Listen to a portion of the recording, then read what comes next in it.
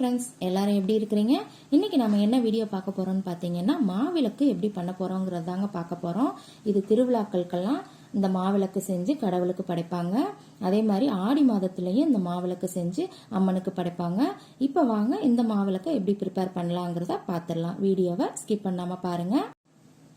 இப்போ இதுக்கு அரிசியை ஊற வைக்கணுங்க. அதுக்கு நான் இன்னைக்கு 1 கப் அளவுக்கு பச்சரிசி எடுத்துருக்குறேங்க. இதை ஒரு பாத்திரத்தில் போட்டுக்கோங்க. எந்த கப்புக்கு மெஷர்மெண்ட் எடுக்கிறீங்களோ அதே கப்புக்கு எல்லா அளவுகளையுமே எடுத்துக்கோங்க. நீங்கள் பவுலாக இருந்தாலும் சரி, கிளாஸாக இருந்தாலும் சரி. இப்போ இதை ஒரு 2லேருந்து 3 டைமு நல்லா அந்த அரிசியை கழுவிடுங்க. நல்லா கழுவுனதுக்கு அப்புறமா தண்ணி ஊற்றி ஊற வைக்கணுங்க. இது 1 மணி நேரத்துக்கு நல்லா ஊறணும். 1 மணி நேரத்துக்கு அப்புறம் நாம என்ன பண்ணலாங்கிறத பார்க்கலாம். பாருங்க, இப்போ 1 மணி நேரம் ஆயிடுச்சுங்க. அரிசி நல்லா ஊறிடுச்சு. 1 மணி நேரம் கண்டிப்பாக ஊற வைங்க, அப்போ தான் கரெக்டாக இருக்கும். இப்போ இதை நம்ம அடுத்து வடிகட்டிக்கலாம். தண்ணியே இல்லாமல் சுத்தமாக வடிகட்டிக்கோங்க. ஒரு 5 நிமிஷம் விட்டுருங்க. இந்த மாதிரி அரிசியை போட்டுட்டு நல்லா தண்ணி வடியட்டும். நல்லா இந்த மாதிரி உதிரி உதிரியாக வரணுங்க அரிசி. அந்த அளவுக்கு தண்ணியே இருக்கக்கூடாது. இப்போ இதை ஒரு காட்டன் துணி அல்லது ஒரு காட்டன் டவலில் வீட்டுக்குள்ளேயே உலர்த்திக்கோங்க. வெயிலில் காய வைக்காதீங்க. வீட்டுக்குள்ளே ஒரு ஃபேன் காற்றுல நல்லா இந்த மாதிரி உலர்த்திக்கோங்க. இது ஒரு 3/4 மணி நேரம் ஆகுங்க இது நல்லா உணர்றதுக்கு.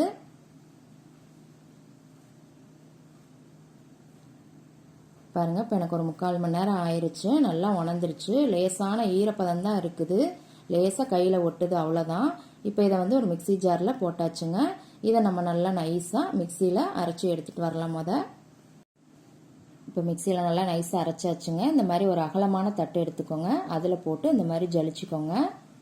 ஜலிச்சு மேலே வர்ற அந்த குருணையை திருப்பியும் மிக்சி ஜாரில் போட்டு ஒரு 5லேருந்து 6 டைமு இதே மாதிரி அரைச்சி ஜலிச்சுக்கோங்க.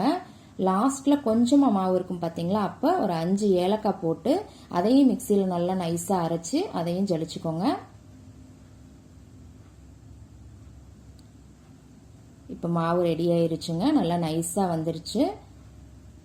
இப்போ இந்த மாவு அளவுன்னு பார்த்தீங்கன்னா 1.5 கப்பு இருக்குங்க.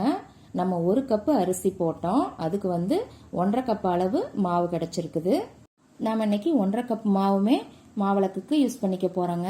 இதுக்கு வெல்லம் அளவு எவ்வளோன்னு பார்த்தீங்கன்னா, எந்த கப்புக்கு அரிசி எடுத்தோமோ அந்த கப்புக்கு 3/4 கப்பு அளவு வெல்லம் எடுத்துக்கோங்க. தட்டினதுக்கு அப்புறம் அளந்துக்கோங்க, அப்பதான் கரெக்டா இருக்கும். அடுத்து இதோட சேர்க்க போறது பொட்டுக்கடலை மாவுங்க.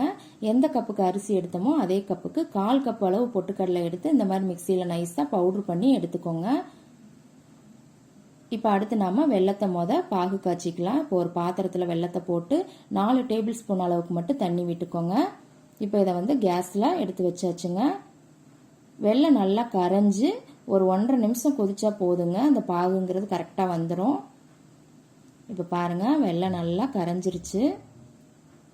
கரைஞ்சதுக்கப்புறம் ஒரு 1.5 நிமிஷம் கொதிச்சா போதுங்க. உங்களுக்கு பாகு என்ன அப்படிங்கிறத நான் காமிக்கிறேன். இப்போ கொதிச்சதுக்கு அப்புறம் ஒரு பாத்திரத்தில் தண்ணி வச்சுக்கோங்க. அதில் இந்த மாதிரி வெல்லத்தை ஊற்றுனீங்க அப்படின்னா லேசாக திரண்டு வரணுங்க. வெல்லம் கரையக்கூடாது. அதே மாதிரி ரொம்ப உருட்டியும் வரக்கூடாது. லேசாக அந்த மாதிரி திரண்டு வந்தால் போதும். இந்த பதம் கரெக்டாக இருக்குங்க.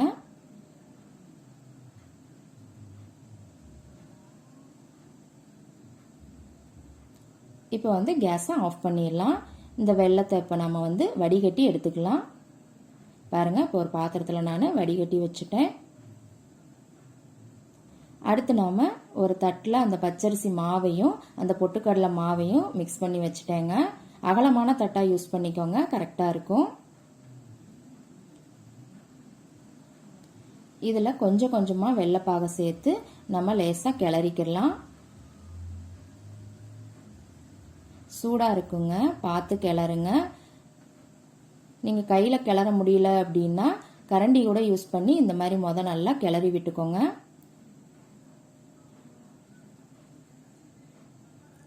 கொஞ்சம் கொஞ்சமா பாகு சேர்த்து இந்த மாதிரி ஒன்று மாதிரி கிளறி விட்டுக்கோங்க. எல்லா பக்கமும் அந்த மாவுல படுற மாதிரி நல்லா கிளறி விட்டுக்கோங்க.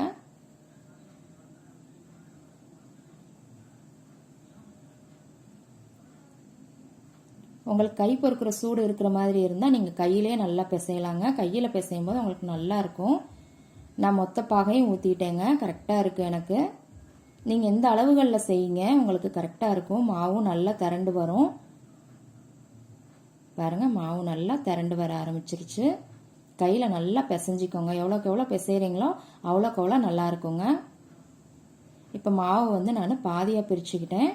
பிரித்து உருண்டைகளாக போட்டு வச்சிடலாம். நான் 2 உருண்டையாக இன்னைக்கு போட போகிறேங்க. பாருங்கள் இந்த மாதிரி நல்லா கையில் அழுத்தம் கொடுத்து தட்டிக்கோங்க. ஒன்று மாதிரி விரிசலே இல்லாமல் நல்லா தட்டிக்கோங்க.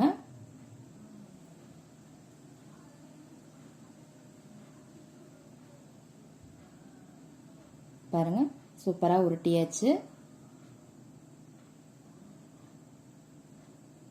இதே மாதிரியே நம்ம அடுத்த உருண்டையும் உருட்டிக்கலாம். கையில் மட்டும் லேசாக அழுத்தம் கொடுத்து உருட்டினீங்க அப்படின்னா நல்லா ஒன்று மாதிரி வரும். பாருங்க நல்லா சூப்பராக வந்துருச்சு. இப்போ இதை ஒரு தட்டில் வச்சாச்சுங்க. இந்த மாவில் லேசாக மேலே குழி போட்டுக்கோங்க. லேசாக பள்ளம் பண்ணிக்கோங்க 2 உருண்டையிலையுமேவும். பள்ளம் பண்ணதுக்கப்புறம் இதில் நம்ம நெய் ஊற்றிக்கலாம் விளக்கு போடுறதுக்கு.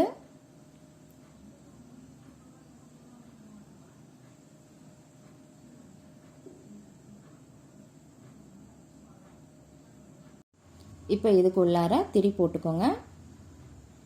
நீங்கள் எப்போ பூஜை பண்ணுறீங்களோ அப்போ வந்து இந்த விளக்கை ஏற்றி சாமி முன்னாடி வச்சு பூஜை பண்ணுங்க. அவ்வளோதாங்க, ஒரு சூப்பரான மாவிளக்கு ரெடி ஆயிருச்சு. கண்டிப்பாக ட்ரை பண்ணி பாருங்கள். இந்த அளவுகள்லையும் இந்த மெத்தட்லையும் ட்ரை பண்ணுங்க. கண்டிப்பாக நல்லா வரும்.